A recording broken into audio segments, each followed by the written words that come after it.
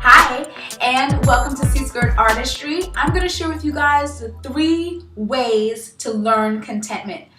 In my last video, I talked about just the general concept of learning how to be content with your content. So if you haven't watched that video, then you might want to pause right here and open that video in another browser so you can get a little bit more of an understanding of what I was talking about. This video is going to give you more of the basic application. There's a lot of ways that you can learn contentment, and these are 3 that I have found to be very helpful. The first one is to develop and to cultivate an attitude of gratitude. This is something that has actually been talked about a lot. There are even apps out there to help you be reminded of, to help you remember to write things down when you experience them and you're grateful. But I want to go a little bit deeper than just, okay, let me just write down what I'm grateful for. This really requires you to have regular moments of reflection.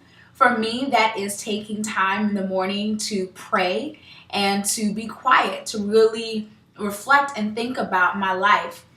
A few weeks ago, I was in a time of prayer and just reflection, and I was writing in my journal, and it was just like a flood of understanding, a flood of just reminders of my life and how great my life is. And I was so like, oh my gosh, thank you, Lord. I love my life. And I'm so happy that I can say that. And I don't want to be insensitive to those of you who may say, I hate my life and my life is not going that well. But there are things in all of our lives that we can be grateful for.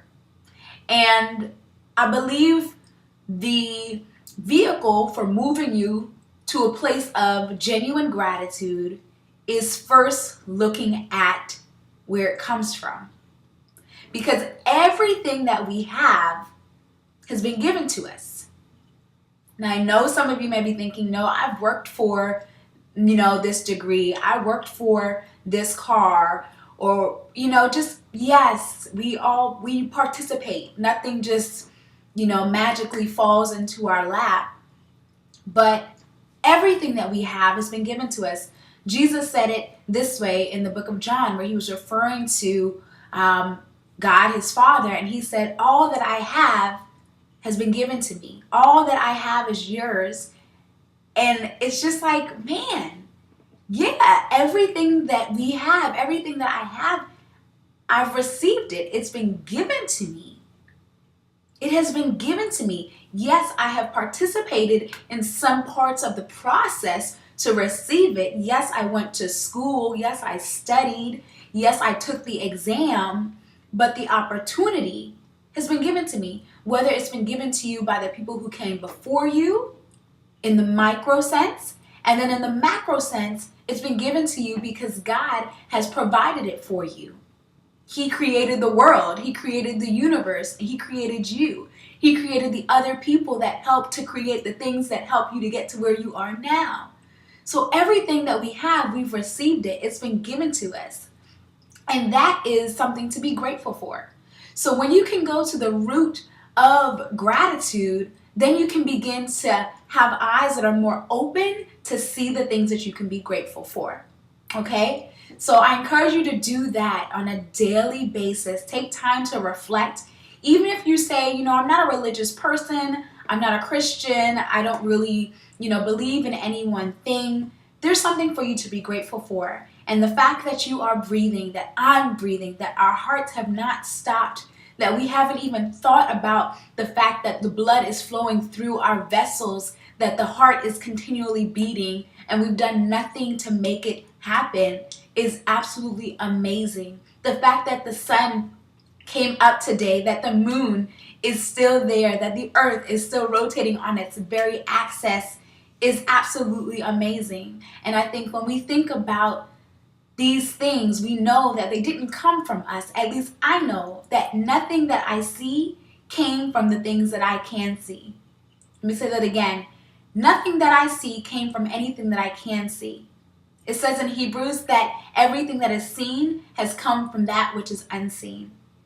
And it's because it's come from God, and we can't see him, but we know that he's real because of the things that are right before our eyes. So go to a place of gratitude, a place of thankfulness, and let that be the starting point for your learning of contentment. The second thing that you want to do to learn contentment is to stay focused. Stay focused. I got this understanding about a year ago, and it just dropped into my heart. This quote, admire, but don't envy. Admire, don't envy. Be aware, but content. And we actually have a shirt that reads admire, don't envy. And that's where it came from. Some people read that slogan and they're like, ooh, admire, don't envy. Like it's a prideful thing. And maybe you might be feeling yourself, and that's all right. But I thought of that quote because of this concept of contentment. And I think it's important that we can admire, we can look out, we can see things, but you want to stay focused. You don't want your eyes to wander so far that you're now envious and you just are craving that thing. Instead, you can admire. When you admire something, it's off a little bit of a ways, a little ways off, and you admire it, and you're aware. Meaning you're aware of your circumstance, you're aware of your capabilities, you're aware of places you might need to grow, but you're content. So that's number 2 to learning how to be content, is to stay focused. Don't get so consumed with everything else that's happening outside of your world to the point where you're not doing the things that you can do to help move forward. Okay. And the third way to learn contentment is to get creative. Get creative. We all know that phrase, you better use what you have. And you just have to get creative with what you have, because you can do something with it. Just like I said in my last video when I quoted Priscilla Schreier, she says if you don't have it, it's possible that you just don't need it. And I think one way that you can swallow that pill is by learning how to use what you have. Get creative. Think outside of the box. How can you use what you have in your hands to do the things that you've been created to do? And really just live in a place of discovery, live in a place of creativity, and that's going to help you to learn how to be content. So these are my 3 ways for learning contentment. The first one is cultivating an attitude of gratitude. The second one is staying focused, admiring but not envying, being aware but content. And the last one is get creative. So let me know how these work for you.